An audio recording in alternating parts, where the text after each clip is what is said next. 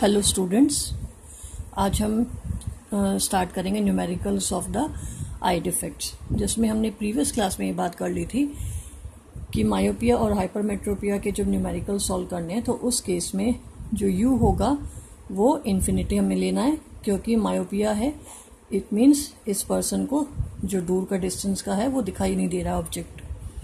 तो इस केस में हमें जो मतलब कह सकते हैं जो नॉर्मल ह्यूमन की इन्फिनिटी है वो उसे नहीं दिखाई दे रही है, तो हमें उसका वही पॉइंट करेक्ट करना है। तो ऑब्जेक्ट डिस्टेंस हमारा क्या हो जाएगा, इन्फिनिटी, और जो वैल्यू है v जो हमारे लिए क्या हो जाएगी, न्यूमेरिकल्स में जो वैल्यू गिवन है वो हमें प्लेस करना है उस जगह पे। अल्टीमेटली वो जो वैल्यू होगी वो फार पॉइंट होगा, डिफेक्टेड आएगा, इज इट, और वो भी हमने किस में प्लेस करनी है, नेगेटिव में। अगर हम हाइपरमेट्रोपिया की बात करते हैं तो हाइपरमेट्रोपिया मीन्स जो पर्सन है उसको नियर बाय ऑब्जेक्ट क्लियरली नहीं दिखाई दे रहा है, इट मीन्स उसको 25 पे ऑब्जेक्ट दिखाई नहीं दे रहा है। इट मीन्स हमें ऐसा करेक्टिव लेंस यूज करना है जब ऑब्जेक्ट उसको 25 सेंटीमीटर पे दिखाई देने लग जाए। इट मीन्स करेक्टेड पोजीशन वाला यू हमें 25 प्लेस करना है, ठीक है, और वो भी क्या होगा, नेगेटिव होगा। हम साइन कन्वेंशंस बेटा पढ़ चुके हैं चैप्टर लाइट में, इज इट। नेक्स्ट हम बात करेंगे वी जो न्यूमेरिकल में वैल्यू गिवन होगी वो ये हमें प्लेस करनी है, और वो क्या होगा, उसका नियर पॉइंट होगा ऑफ द डिफेक्टेड आई का। डिफेक्टेड आई का नियर पॉइंट वहां पे प्लेस करना है, और ये वैल्यू भी नेगेटिव होगी। मीन्स नेगेटिव या पॉजिटिव में आपको कंफ्यूज नहीं होना, आपको चारों वैल्यूज क्या है, नेगेटिव में प्लेस रखनी है, इज इट, डिफेक्टेड वाले जो न्यूमेरिकल्स है उस केस में। मीन्स मायोपिया है तो यू इन्फिनिटी, हाइपरमेट्रोपिया है तो यू 25, मीन जो एक्चुअल पोजीशन है वहां जहां पे हमें उसको करेक्ट अप करके लेके आना है। ये ऑब्जेक्ट को इन्फिनिटी पे देखना है और ऑब्जेक्ट को 25 सेंटीमीटर पे देखना है, और यहाँ पे उसके वैल्यूज, गिवन वैल्यूज, जो फार पॉइंट होगी वो मायोपिया केस में, और नियर पॉइंट जो होगा हाइपरमेट्रोपिया केस में जो डिफेक्टेड आई का होगा। Is it clear class. अब हम कुछ न्यूमेरिकल्स सॉल्व करेंगे जो है, फर्स्ट अगर हम बात करते हैं, हमारे पास एक न्यूमेरिकल है, दिख रहा है आपको, ठीक है। The near point of a person is at 40 centimetre from the eye, find the power of the lens. एक आई है, उसका नियर पॉइंट कितना है, 40 सेंटीमीटर है, 40 सेंटीमीटर है, मीन्स नियर पॉइंट उसका 40 है। इट मीन्स नियर पॉइंट कितना होना चाहिए, 25 होना चाहिए। इट मीन्स हम अगर इसको सॉल्व करते हैं तो यहाँ पे हमारे पास क्या हो जाएगा कि नियर पॉइंट कहाँ होना चाहिए, एक्चुअल में -25 सेंटीमीटर पे होना चाहिए। इज इट क्लियर, क्योंकि नियर पॉइंट उस पर्सन का 40 है। इट मीन्स यहाँ पे v हम कितना लेंगे, 40 लेंगे, और सेंटीमीटर, और वो भी माइनस का, ठीक है। मीन्स एक्चुअल में उसको कहाँ दिखाई देना चाहिए, 25 सेंटीमीटर पे, बट उसका नियर पॉइंट कितना बता रहा है, 40। यहीं से हमें पता लग रहा है उसको कौन सा डिफेक्ट है, उसको डिफेक्ट है हाइपरमेट्रोपिया, मीन्स उसको पास का इजीली नहीं दिखाई दे रहा है। तो बोल रहा है find the power of the lens. Power of the lens हमें फाइंड आउट करना है। अब पावर ऑफ द लेंस के लिए हमें क्या फाइंड आउट होना चाहिए, फोकल लेंथ हमें पता होनी चाहिए। तो हम क्या करेंगे, सबसे पहले फोकल लेंथ है वो फाइंड आउट करेंगे। Is it clear. अब हम जो लेंस फॉर्मूला वो प्लेस करेंगे, 1/f is equal to 1/v minus 1/u, ठीक है। अब हमारे पास v कितना है, -40, और u कितना है, -25। Is it. अगर हम साइन चेंज वगैरह करते हैं तो हम ये कह सकते हैं कि -1/40, और यहाँ पे ये क्या हो जाएगा, +1/25। Is it.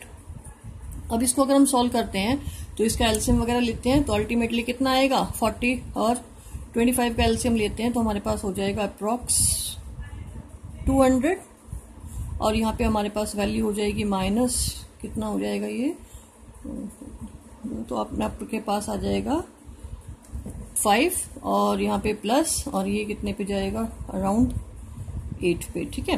तो इट मीन्स हमारे पास जो 1/f की वैल्यू है वो कितनी हो जाएगी, हमारे पास यहाँ पे हो जाएगा 3/200, और ये भी किसका होगा, प्लस का, ठीक है। ये हमारे पास प्लस का कितना हो जाएगा, 3/200। अब नोटिस करो हमारे पास ये क्या है, फोकल लेंथ। अगर हम यहाँ पे इसी को आगे यहाँ फॉरवर्ड करते हैं, इट मीन्स क्या हो जाएगा कि हमारे पास जो 1/f है वो 3/200 है, तो F हमारा हो जाएगा 200/3, ये भी किसमें, सेंटीमीटर में आएगा। Is it clear? अब हमें पावर निकालनी है क्योंकि हमारे पास फोकल लेंथ आ गई है। पावर इज इक्वल टू 1 कितना होता है, F, और 1/F है, और वो हमेशा कितने होना चाहिए, मीटर में, तो हम मीटर में कन्वर्ट कर लेंगे। इट मीन्स हमारे पास वैल्यू जो 1/F की है वो 200/3 है। वी कैन से 3/200, और अगर हमें इसे मीटर में कन्वर्ट करना है, इट मीन्स हमारे पास हो जाएगा, तो हमारे पास आ जाएगा अराउंड आंसर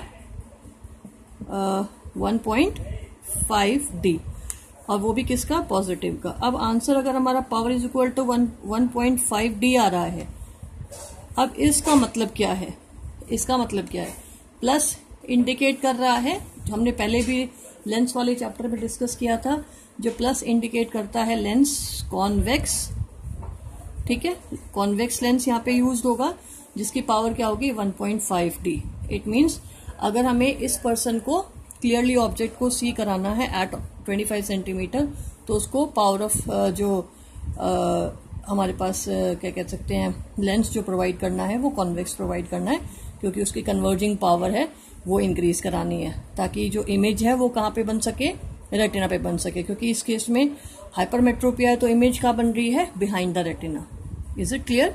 तो हमें इमेज कहाँ बन जाएगी हमारी इस केस में, अगर हम इस पर्सन को 1.5D का क्या कह सकते हैं, पावर ऑफ लेंस प्रोवाइड करते हैं, कॉन्वेक्स लेंस, तो उसको इजीली दिखने लग जाएगा at U is equal to 25 centimetre पे। Is it clear class? अगर हम सेकेंड न्यूमेरिकल की बात करते हैं, तो हमारे पास नेक्स्ट देखो, इसका मतलब हमने ये वाला न्यूमेरिकल कौन सा सॉल्व किया, हाइपरमेट्रोपिया के न्यूमेरिकल, हाइपरमेट्रोपिया का न्यूमेरिकल हमने ये सॉल्व किया है यहाँ पे। क्लियर है बच्चों? अब नेक्स्ट न्यूमेरिकल देखते हैं। The far point of a myopic person, एक मिनट बेटा, थोड़ा सा इसको छोटा करते हैं, नीचे हो जाएगा, अभी क्लियर दिखाई देगा, ठीक है। यस, हाँ, the far point of a myopic person is 150 centimetre. कितना है एक फार पॉइंट मायोपिक आई का? इसका मतलब, अब ध्यान दो, हमने बात की थी फार पॉइंट है मायोपिया में हम प्लेस करते हैं, तो इट मीन्स जो फार पॉइंट अगर नॉर्मल पर्सन का कितना है, इन्फिनिटी होना चाहिए, लेकिन इसका कितना दे रखा है, 150 सेंटीमीटर। इट मीन्स ये, अब इसका मायोपिक आई है, इसका मतलब मायोपिया के केस में हमारे पास U क्या होना चाहिए, इन्फिनिटी होना चाहिए, जो कि किस में जाएगा, नेगेटिव में जाएगा, और V कितना है, 150, यहीं से समझ आ रहा है ये तो बेटा, और सेंटीमीटर, ठीक है, in front of the I. Calculate the focal length, हमें इसकी क्या निकालनी है, फोकल लेंथ निकालनी है, in the power of the lens, और पावर ऑफ द लेंस निकालनी है, जो कि डिस्टिंक्ट ऑब्जेक्ट को सी कर सके। डिस्टिंक्ट ऑब्जेक्ट मतलब ऑब्जेक्ट एट इन्फिनिटी पे वो पर्सन है इजीली देख पाए। Is it clear? तो हम यहाँ पे क्या करेंगे, दिख रहा है हमारे पास साफ साफ, V है, U है, हम फर्स्ट ऑफ ऑल F निकाल लेंगे using lens formula, 1/F is equal to 1/V minus 1/U। 1/V कितना है हमारे पास, -150 प्लस माइनस 1/U कितना है हमारा, माइनस का इन्फिनिटी। और बच्चों 1/इन्फिनिटी की वैल्यू क्या होती है, 0 होती है, ये ध्यान रखना आप लोग, ये थोड़ा सा रिमेम्बर करना। और 1/इन्फिनिटी की वैल्यू यहाँ पे 0, तो ultimately 1/F is equal to 1/ में माइनस 1/ में 50 हो जाएगा, या कह सकते हैं हमारे पास F इज इक्वल टू कितना आ जाएगा, -150 सेंटीमीटर। Is it clear? हमारे पास F कितना आ जाएगा, -150 सेंटीमीटर। अब ये आ गया, पावर ऑफ लेंस निकालनी है, पावर ऑफ लेंस के लिए 1/F, 1/F इसका मतलब क्या हो गया हमारे पास, 1/ में माइनस का 150।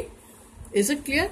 अब 1/50 है, इट मीन्स हमें इसको किस में कन्वर्ट करना है, मीटर में, क्योंकि हमें मीटर में रिक्वायर्ड है, तो हम डिवाइड कर देंगे हमारे पास, तो अल्टीमेटली हो जाएगा हमारे पास अराउंड आंसर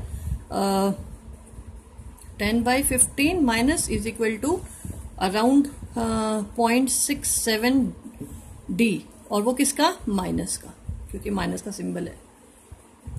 इसका मतलब, और हम यहाँ कह सकते हैं साफ साफ लिख के -0.67 डी अप्रोक्स आंसर, और वी कैन से 6 और 6-7 कर सकते हैं हम अप्रोक्स आंसर करके।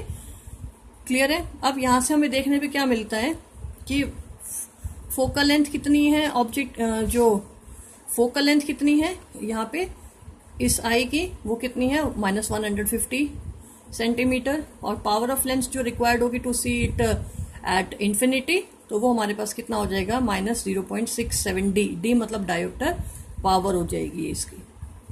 अब माइनस साइन इंडिकेट क्या कर रहा है? माइनस साइन इंडिकेट कर रहा है कॉनकेव लेंस।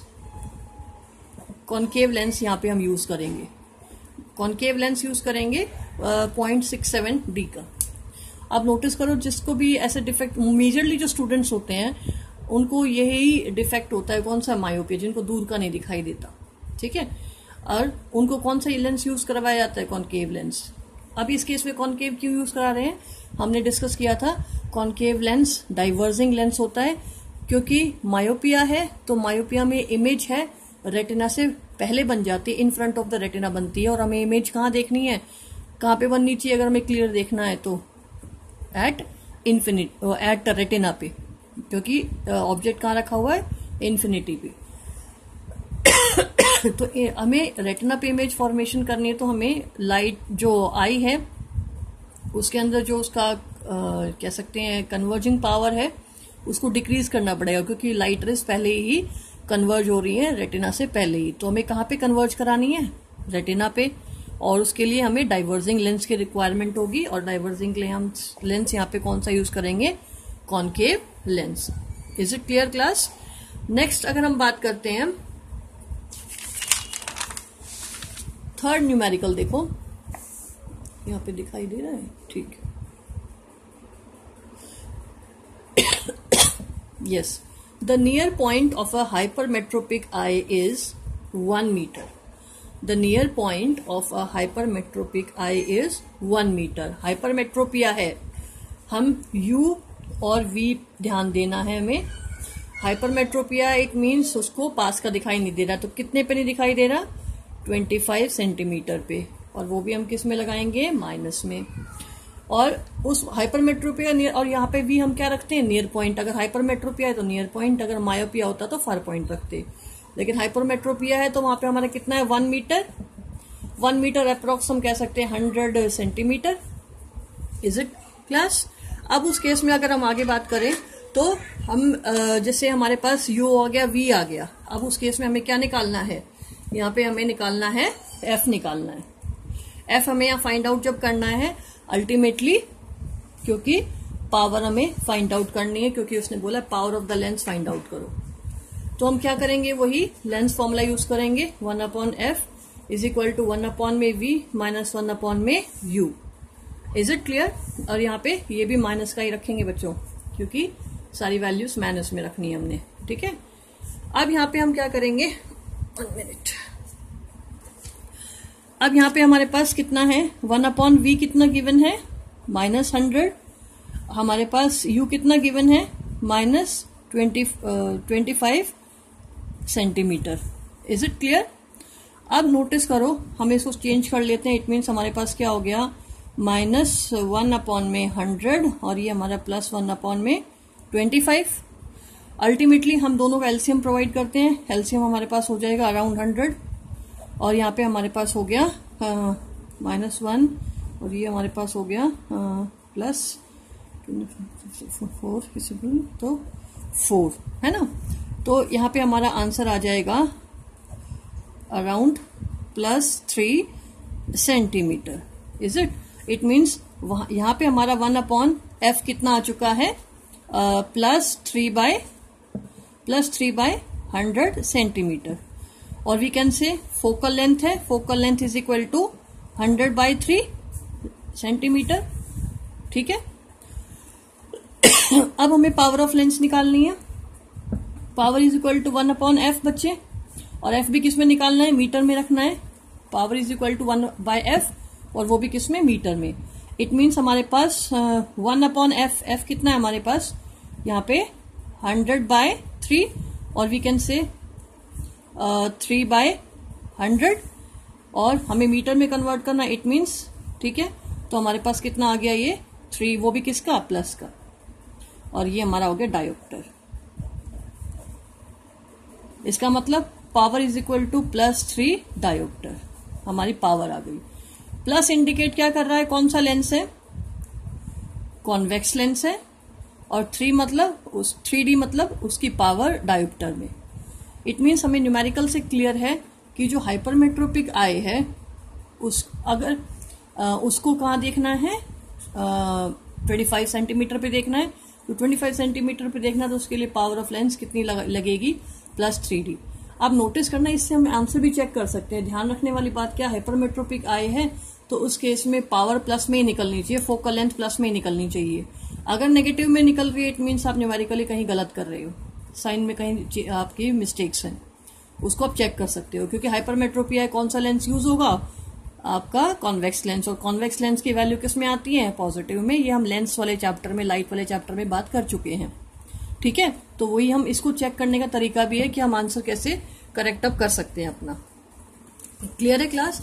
अब हम बात करते हैं, जैसे 1 मिनट, हाइपरमेट्रोपिया की बात कर रहे हैं तो हमने बोला कि प्लस में होना चाहिए, और इसी के साथ अगर मायोपिया होता तो मायोपिया के केस में आप क्या करते हैं, मायोपिया में हमेशा नेगेटिव में आनी चाहिए, क्योंकि कॉनकेव लेंस है, कॉनकेव लेंस का जो फोकल लेंथ है वो किस साइड होता है, sign convention according negative side, तो उसकी फोकल लेंथ हमेशा, कॉनकेव लेंस की फोकल लेंथ हमेशा नेगेटिव होती है। तो इस केस में कॉनकेव लेंस की जो फोकल लेंथ है वो नेगेटिव में होती है, तो इसका मतलब जो फोकल लेंथ नेगेटिव में आ रही है, इट मीन्स आपका आंसर करेक्ट है। और आपका जो पावर ऑफ लेंस है वो भी नेगेटिव में जाएगा कॉनकेव लेंस के केस में। और कॉनकेव लेंस कहाँ यूज होता है, in the case of myopia, जो हमने पहले वाले न्यूमेरिकल सॉल्व किए हैं उस केस में। Is it clear. अब अगला क्वेश्चन देखते हैं।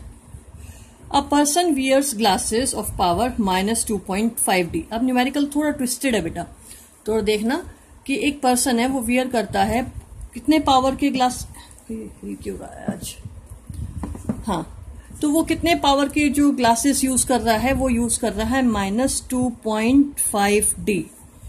Is the person far sighted और नियर साइटेड। न्यूमेरिकली हमें दिख रहा है साफ साफ कि ये नेगेटिव साइन रिप्रेजेंट कर रहा है। तो नेगेटिव साइन का मतलब क्या है, कौन सा है ये, कॉनकेव लेंस। और कॉनकेव लेंस किस केस में यूज करते हैं, जब उसको क्या है, मायोपिया है, मतलब उसको फार का देखना है, इन्फिनिटी वाला पॉइंट देखना है, मायोपिया है। और मायोपिया का दूसरा नाम क्या है, नियर साइटेडनेस। इट मीन्स उसको पास का इजीली दिखाई दे रहा है, it means the person is near sighted. Is it clear. Near sighted है क्योंकि वो उसको पास का इजीली दिखाई दे रहा है, लेकिन उसको दूर का ही दिखाई दे, बिकॉज नेगेटिव साइन इंडिकेट कर रहा है concave lens. Negative sign indicate क्या करता है, कॉनकेव लेंस, और वो किस केस में होता है, मायोपिया में। Is it. अगर हम यहाँ पे प्लस बोलते तो कॉन्वेक्स, और कॉन्वेक्स लेंस किस केस में, हाइपरमेट्रोपिया के केस में। Is it clear. जब तक आपको ये चीजें नहीं पता होंगी, आप कैसे भी क्वेश्चन सॉल्व नहीं कर सकते और आंसर सही निकाल सकते। इट मीन्स इस वाली वैल्यू से हमें दिख के पता लग रहा है कि जो पर्सन है वो कैसा है, पर्सन इज नियर साइटेड, या person is suffering from near sightedness, ये कह सकते हैं मायोपिया।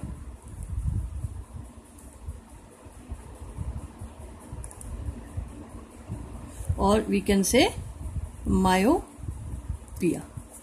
क्लियर है। अब उसके बाद नेक्स्ट देखो, what is the far point of the person, what is the far point of the person without the glasses.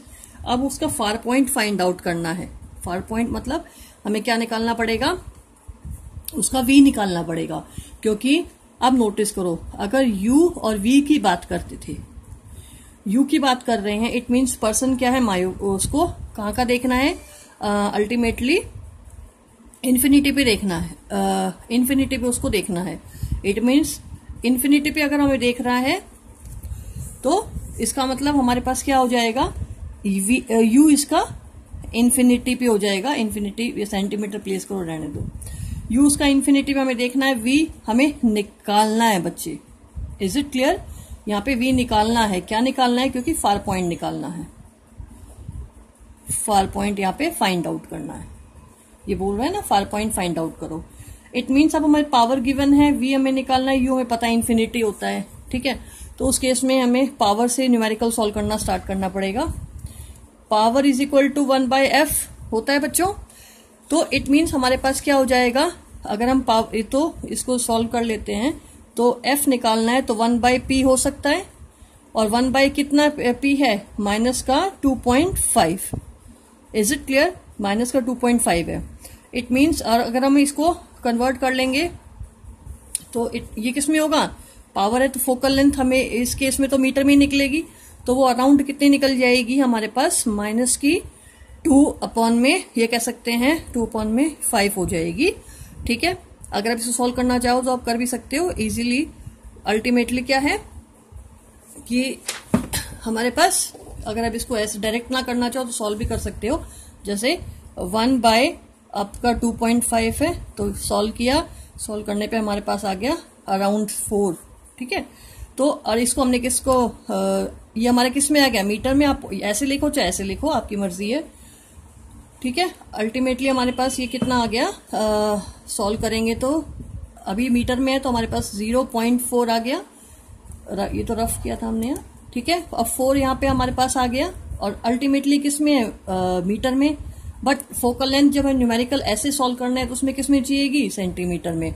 तो आप उसको किस में कन्वर्ट करोगे, सेंटीमीटर में। किसको, 0.4 मीटर को। इट मीन्स हमारे पास हो गया 0.4 into 100 is equal to 40 centimetre. तो ये हमारा क्या आ गया, इसकी इसकी क्या आ गई, फोकल लेंथ निकल गई कितनी हमारे पर, 40। और नोटिस करो माइनस में चल रहा है तो सारी वैल्यूज किस में लगाओगे, तो माइनस में। अब हमारे पास क्या आ गया यहाँ पे, फोकल लेंथ आ गई, बिकॉज पावर ऑफ लेंथ से। अब हमें v निकालना है, v निकालना है। अब देखो u हमारे पास इन्फिनिटी है, f हमारे पास कितना आ गया, माइनस का 40। सॉल्व करने के बाद अब v हम निकाल सकते हैं लेंस फॉर्मूले से। लेंस फॉर्मूले से अगर हम निकाल रहे हैं तो हमारे पास 1/f is equal to 1/v minus 1/u। Is it clear. अभी अभी हमने सॉल्व किया है कि जो हमारा u कितना था, माइनस का इन्फिनिटी, हमारा f कितना निकल के आया, माइनस का 40। Is it clear. अब -40 से, एक मिनट दिख रहा है, हाँ यहाँ पे लाइट आ रही है इस पे, 1 सेकेंड बेटा, एक लाइट आ रही है, 1 मिनट।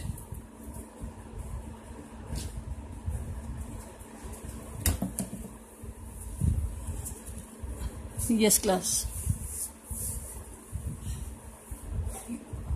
अब ठीक है, वहां लाइट आ रही थी। हाँ, यहाँ पे यू हमारा कितना हो गया था, इन्फिनिटी, क्योंकि हमें ऑब्जेक्ट इन्फिनिटी पे प्रोवाइड करना है।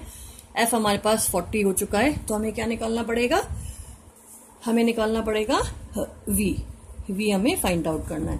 ये हमारा हो गया लेंस फॉर्मूला। तो पहले हम फॉर्मूला एडजस्ट कर लेते हैं। एफ दिया हुआ है, यू दिया हुआ है, ये निकालना है।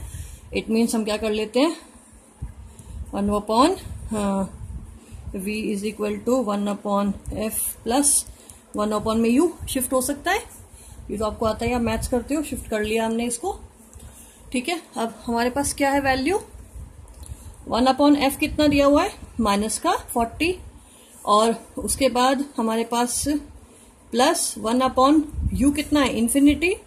तो और हमें पता है 1/∞ की value 0, because 1/∞ is equal to 0। तो हमारे पास 1/v कितना आ जाएगा, 1/-40। इट मीन्स हमारा जो v होगा वो क्या होगा, -40 centimetre. Is it clear class. तो इसी तरह हम ये न्यूमेरिकल्स सॉल्व कर सकते हैं आई डिफेक्ट्स के। क्लियर है। अब बच्चे, अगर फिर भी आपको कोई डाउट है, आप मुझसे कमेंट सेक्शन में जाके कमेंट कर सकते हो, या आप मुझे पर्सनली फोन कर सकते हो कि मैडम ये न्यूमेरिकल मुझे नहीं आया, ठीक है। अब आगे हम बढ़ते हैं, जो हमारा नेक्स्ट टॉपिक है वो है प्रिज्म, ठीक है। अगर हम प्रिज्म की बात करते हैं तो सबसे पहले क्वेश्चन आता है कि प्रिज्म होता क्या है। बेटा प्रिज्म अपने आप में एक ट्रांसपेरेंट, जो कह सकते हैं एक डिवाइस है जो कि हम लैब्स में यूज करते हैं to find out the dispersion of white light into 7 colours. ठीक है, या हम ये कह सकते हैं कि prism is a portion of a transparent medium, जिसमें कि जो दो प्लेन सरफेसेस हैं इंक्लाइंड होते हैं एक दूसरे के। जैसे हम इस तरह की बात कर सकते हैं, ये हमारा क्या है, प्रिज्म है, जिसमें क्या है, दो फेसेस इंक्लाइंड एक दूसरे के, और क्या बनाते हैं, एंगल ऑफ प्रिज्म। अगर आप एक्चुअल में एक प्रिज्म को देखना चाहो तो हमारे पास एक प्रिज्म में कह सकते हैं कि जो जो ट्राइंगुलर फेसेस होते हैं एक प्रिज्म में, a prism have two triangular faces and 3 rectangular bases। Means अगर हम एक प्रिज्म की बात करें तो प्रिज्म में 2 ट्राइंगुलर फेसेस होते हैं और 3 रेक्टेंगुलर बेसेस होते हैं। एनसीईआरटी से मैं कुछ आपको चीज मेंशन करा रही हूँ, थोड़ा देखिए, इंपॉर्टेंट है क्योंकि हमें रिफ्लेक्शन प्रिज्म से पढ़ना है। जैसे हमने रिफ्लेक्शन पढ़ा था लाइट चैप्टर में एक ग्लास स्लैब से, उसी तरह हम इसका भी पढ़ेंगे। थोड़ा देख लेते, फिर मैं आपको इसका रिफ्लेक्शन करके दिखाऊंगी। You have learned how light get refracted through a rectangular glass slab, जैसे हमने लाइट वाले चैप्टर में किया था। फॉर पैरेलल रिफ्रैक्टिंग सरफेस, उस केस में क्या थे, इस तरह का था और वो पैरेलल सरफेसेस पे थे। ठीक है, बट यहाँ पे अब जो है प्रिज्म की बात करेंगे तो इंक्लाइन फेसेस से होगा।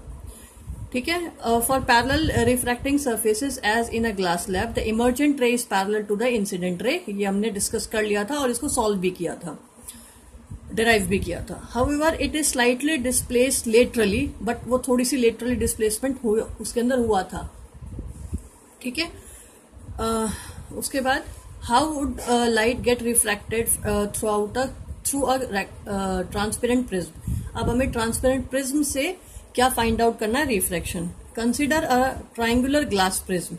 एक ट्राइंगुलर ग्लास प्रिज्म लेते हैं, ये देखो इस तरह ट्राइंगुलर ग्लास प्रिज्म। ठीक है, इट हैज 2 ट्राइंगुलर बेसिस। इसके पास ऐसे 2 ट्राइंगुलर बेसिस होंगे, एक और एक पीछे होगा, मैं आपको पूरा बना के दिखाऊंगी। 2 ट्राइंगुलर इसके क्या होंगे, बेसिस होंगे, या कह सकते हैं फेसेस कह लो, एंड 3 रेक्टेंगुलर लेटरल सरफेसेस। ठीक है, अब मैंने आपको बता दिया इसके 3 रेक्टेंगुलर बेसिस होंगे, या कह सकते हैं इट हैज, इंपॉर्टेंट लाइन ये है आपको 1 वर्ड के उससे, it has 2 triangular basis and 3 rectangular lateral surfaces. These surfaces are inclined to each other. The angle between its 2 lateral faces is called the angle of prism। अब ये मैं आपको करके दिखाऊंगी, पहले देखो कैसे होता है। अल्टीमेटली प्रिज्म होता है इस तरह दिखाया, ये एक्टिविटी मैं वो करूंगी, करके दिखाऊंगी, लेकिन उससे पहले समझो इसका मतलब नोटिस करो। अगर हमें ये प्रिज्म ऐसा है तो अल्टीमेटली वो प्रिज्म कैसा होगा, ये लाइन दोबारा बना दो, तो बीच में लाइन आ रही है ये आपके लिए। तो यहाँ पे हम कह सकते हैं एक ट्राइंगुलर फेस, और उसके बाद ये इस तरह हमारा ये, और इसके बाद हमारी ये लाइन, और हमारा ये, और कह सकते हैं ये, और एक ये। ठीक है, तो हमारे पास एक ये और एक ये 2 ट्राइंगुलर हमारे बेसिस हो गए, या कह सकते हो फेसेस, आपकी मर्जी, बेस बोलो फेस बोलो। और उसके बाद हमारा 1, 2 और 3 नीचे, ये 3 हमारे ट्राइंगुलर कह सकते हैं फेसेस। ठीक है, अब इसका मतलब हमारे पास जो प्रिज्म दिखाई देता है वो ये वाला दिखाई देता है, जो मैंने ये बना के दिखाया आपको। ठीक है, अब इसी में अगर हम बात करें तो यहाँ पे हमारा एंगल ऑफ जो प्रिज्म है वो कौन सा है, ये वाला, जो ये वाला होता है, that is called angle of prism. ये वाला,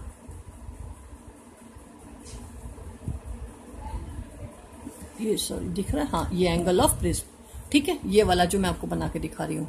अगर हम ये एंगल ऑफ प्रिज्म है तो इसके जो रिफ्रैक्टिंग सरफेसेस है वो कौन से होंगे, अगर नाम दे देते हैं हम इसमें, मान लो ये हमारे पास है A ये हमारे पास बी और सी, तो हमारे पास ये ए, ये बी और सी, इज इट। तो यहाँ पे हमारे कंडीशन में क्या है, ये जो दो हैं, ये दो फेसेस है हमारे, that is called refracting faces. ये वाला और ये वाला क्या कहलाएगा, दिख रहा है, ये कहलाएगा रिफ्रैक्टिंग फेसेस। ठीक है, बेसिस बोलो फेसेस बोलो, आपकी मर्जी है। ठीक है, और हमारे पास क्या हो गया, अब यहाँ पे ये रिफ्रैक्टिंग फेसेस हो गए, ये दोनों कंडीशन, ये वाली दोनों लाइनें, क्योंकि यहाँ से जब लाइट आएगी वो बेंड करेगी, एक बार इस फेस से एक बार इस फेस से, ये दोनों फेसेस हमारे लिए क्या कहलाएंगे, इंटरफेस, इंटरफेस क्रिएट करेंगी, जैसे जो इंटरफेस हमने ग्लास लैब के अंदर किया था। ठीक है, तो अब हमारे पास ये जो है, ये अल्टीमेटली एक उस साइड गया, 3D कंडीशन होती है, जैसे आप देखो जो पेंसिल्स होती हैं, जो जिसमें जो कह सकते हैं 3 साइड से मार्क, जैसे ये तो ये वाली पेंसिल देखो, ये तो बहुत सारे एंगल से मुड़ी हुई है, काफी सारे एंगल, लेकिन एक कई पेंसिल ऐसी होती है 1, 2 और 3। अब जैसे इसमें 1, 2, 3, 4, 5, 6 इस तरह बहुत सारे हैं, लेकिन जो डॉम्स की पेंसिल आती हैं उस पर नोटिस किया करो, उसमें 3 ही होते हैं, 1, 2, 3। तो वो एक अपने आप में क्या है, 3 रेक्टेंगुलर उसके जो फेसेस होते हैं वो, और जो हमारे पास ये क्या कह सकते हैं ट्राइंगुलर जो हमारे बेसिस हैं, वो उस डोम पेंसिल बहुत इजीली दिखाई देते हैं। Is it clear? तो इट मीन्स जैसे वही है वही कंडीशन यहाँ पे है, बस उसका छोटा पीस लेना है हमने। अब उस केस में हमारे पास जो ये वाली लाइन होगी, तो उस केस में वो लाइन हमारे क्या कहलाएगी, रिफ्लेक्टिंग एज। ये क्या कहलाएगा, रिफ्लेक्टिंग एज, ये वाली पोर्शन कहलाएगी। ठीक है, अब नोटिस करो, क्योंकि हम ये वाला सेक्शन पढ़ते हैं, तो इसी वाले सेक्शन को, इस वाले सेक्शन को जो ए बी सी है, इस सेक्शन को हम बोलते हैं principal section. Principal section clear है? इस जो फेस हमने पढ़ना होता है इसको हम बोलते हैं प्रिंसिपल सेक्शन। इट मीन्स ये हमारे पास क्या हो गई, रिफ्रैक्टिंग एज। क्लियर? ये हमारे पास क्या हो गया, रिफ्रैक्टिंग फेसेस। ये हमारा हो गया एंगल ऑफ प्रिज्म। क्लियर है क्लास? अब हमें इसकी एक्टिविटी करनी है जो हमारे एनसीईआरटी में गिवन है ना, ये वाली एक्टिविटी जो मैं आपको दिखा रही हूँ, ये फाइंड आउट करना है। इससे जो कंक्लूजन निकलेगा वो हम डिस्कस करेंगे। तो यहाँ पे देखो, अब यहाँ पे मान लो हमारे पास क्या है, एक प्रिज्म है, हाँ, एक क्या कह सकते हैं ट्रांसपेरेंट मीडियम का एक ग्लास है। ठीक है, उसको हमने कहाँ पे रखना है, किस पे, एक पेपर पे रखना है, प्लेन पेपर पे। प्लेन पेपर पे जैसे हम रखते हैं, रखने के बाद उसको बाउंड्री कर देनी है। जैसे एक एग्जांपल देखें, एक मान लो हमारे पास ये, एक मिनट, एक इरेजर निकालती हूँ, उससे समझाएगा।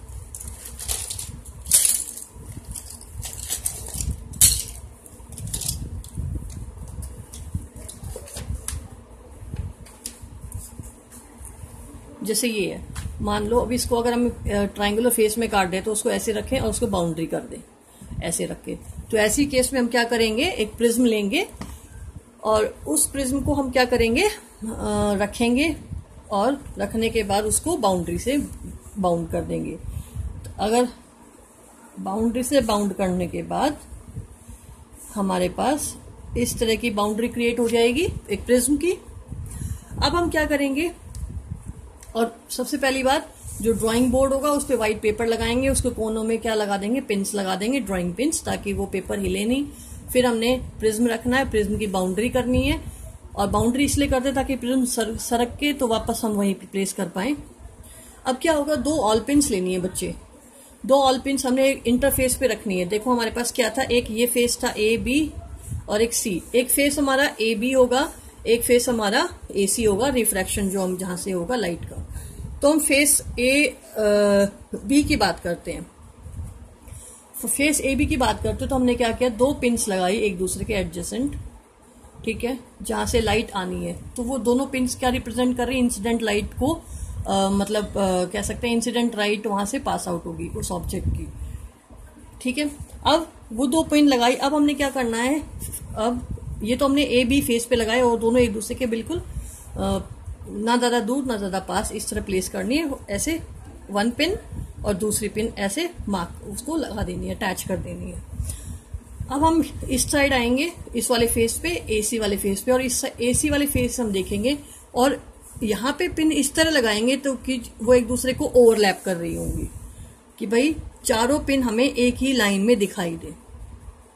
बात समझ रहे हो? दो पिन्स और लगाएंगे, वो दोनों पिन्स क्या होंगी, ये दोनों पिन्स और ये दोनों पिन्स एक ही लाइन में दिखाई देंगे। जब हम इधर से देखेंगे तो चारों एक दूसरे को ओवरलैप करती हुई होंगी।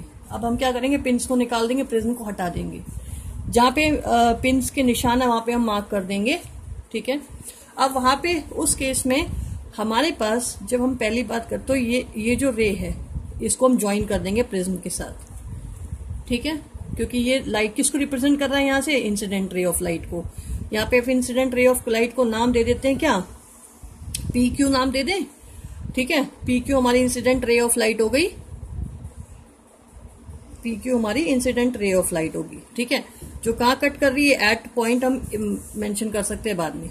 अब नोटिस करो, पहला रिफ्रैक्शन हो रहा है, पहला रिफ्रैक्शन कहाँ हो रहा है, ये एयर है और ये ग्लास है, from rare to denser. First refraction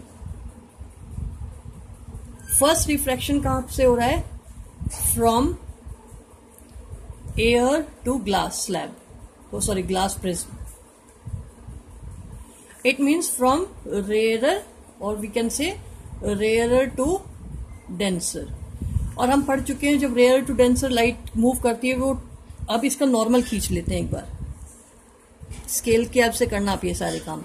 जब हमने नॉर्मल खींच लिया, नॉर्मल मान लो हमारा एक ये एन डैश हो सकता है, ठीक है, तो वो किधर मूव करेगी, टूवर्ड नॉर्मल। टूवर्ड नॉर्मल मतलब ये इस तरह बेंड कर जाएगी। आप थोड़ा सीधा रखना इसको, ठीक है, ये इस तरह हो जाएगा। इसका मतलब वो टूवर्ड नॉर्मल मूव कर गई। नॉर्मल कहाँ था इसका, और ये वाला, और ये टूवर्ड नॉर्मल मूव कर जाएगी। अब नोटिस करो, ये नहीं तो ऐसे जानी चाहिए थी सीधी, है ना, लेकिन वो मुड़ गई है किधर, नॉर्मल की तरफ। अब सेकंड रिफ्रैक्शन होगा, ये तो फर्स्ट रिफ्रैक्शन हुआ, सेकंड रिफ्रैक्शन, ये जो फर्स्ट रिफ्रैक्शन हुआ किस फेस पे हुआ, ए बी फेस पे, है ना। अब जो सेकंड रिफ्रैक्शन होगा वो किस फेस पे होगा, एसी पे, एसी फेस पे होगा। तो इट मीन्स ये कहां से होगा, glass to prism to air, from prism to air होगा, या कह सकते हैं from denser to rarer, denser to rarer. It means जो अब यहां पे अगर हम इसका नॉर्मल खींच लें और इसको नाम दे दे हम एम डैश, ठीक है, तो ये किधर मूव कर जाएगी, अवे फ्रॉम नॉर्मल। नॉर्मल ये है इसका, और नॉर्मल से अवे, नॉर्मल से अवे, या कह सकते हैं टुवर्ड द प्रिज्म, ठीक है। तो यहाँ पे दो बार रिफ्रैक्शन हुआ, एक बार यहां एक बार यहां। अब नोटिस करो हमारे पास अगर हम इन्हीं को नाम दे दें तो हमारे पास जो रिफ्रैक्टेड रे था उसको हम नाम क्या दे दें, EF नाम दे दें। और अगर हम उसकी बात करें जो PQ हो गया तो हम इसको आगे जो ये वाली रे है इसको अभी मैं बताऊंगी इसको क्या बोलते हैं, इसको पहले नाम दे देते हैं, इसको बोलते हैं इमर्जेंट रे।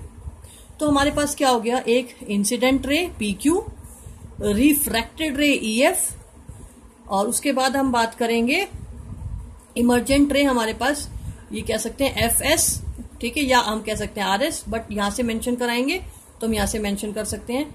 या हम दो पिंस का नाम लिया था तो दो पिंस हमने PQ लगा दिया था, और यहाँ पे हमें दो पिंस लगा दी थी RS, ठीक है।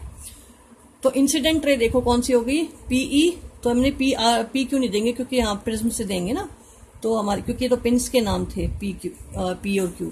तो यहाँ पे हमारे इंसिडेंट रे कौन सी हो गई, इंसिडेंट रे हमारे पास कौन सी होगी, P और E, ठीक है। उसके बाद हमारी जो हम बात करें कि हमारे पास रिफ्रैक्टेड रे कौन सी हो गई, हमारी EF, रिफ्रैक्टेड रे हो गई, ठीक है, या ऐसे कर दी, चलो कोई बात नहीं। अगर हम उसके बाद करें इमर्जेंट रे, जो इमर्ज हो रही है वो हमारी कौन सी हो गई, ये F और S, F हमारी हो गई emergent ray. Is it clear. और यहां पे ये हमारा क्या कहलाता है, angle of prism, it means angle A is angle of prism. हो गया. अब नोटिस करो जो एंगल किससे बनता है, नॉर्मल और इंसिडेंट रे से, वो कौन सा होता है, angle I. It means angle I is angle of incidence. टेढ़ी हो गई कॉपी. इंसिडेंस. उसके बाद ये हमारा कौन सा हो जाएगा, एंगल ऑफ रिफ्रैक्शन. ये और ये हम क्या बात कर सकते हैं, ठीक है. हमारा ये हो गया angle R is equal to angle of refraction हो गया बच्चों, ठीक है. अब उसके बाद क्या होगा, ये वाला angle that is called angle of emergent, angle of emergence, ठीक है.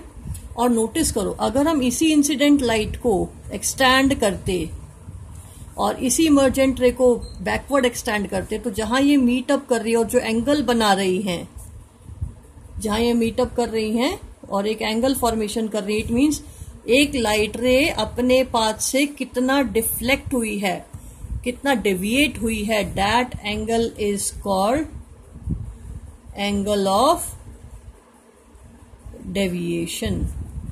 ये क्या कहलाएगा हमारा, एंगल ऑफ डेविएशन.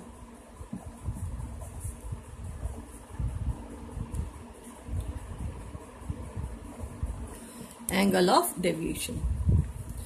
अगर हम इस पूरे प्रिज्म को फाइंड आउट करते हैं तो हमारे पास, जब हम इसके एंगल्स को नापते हैं, तो हम एंगल्स नापने के बाद हमारे पास एक कैलकुलेटेड वैल्यू आती है कि angle I plus angle E is equal to angle A, जो कि एंगल ऑफ प्रिज्म है, प्लस एंगल ऑफ क्या है, डेविएशन, इक्वल निकल के आता. जब इनके एंगल्स हम नापेंगे तो इनके एंगल का सम प्लस इनके एंगल का सम इक्वल होगा.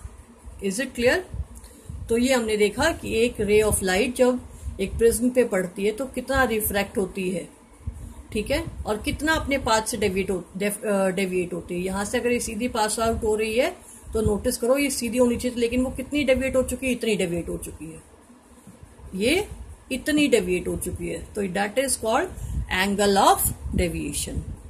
Is it clear. और जिससे हमें क्या निकल के आता है, अगर हम इसको अदर वर्ड्स में लिखते हैं तो, कि एंगल ऑफ इंसिडेंस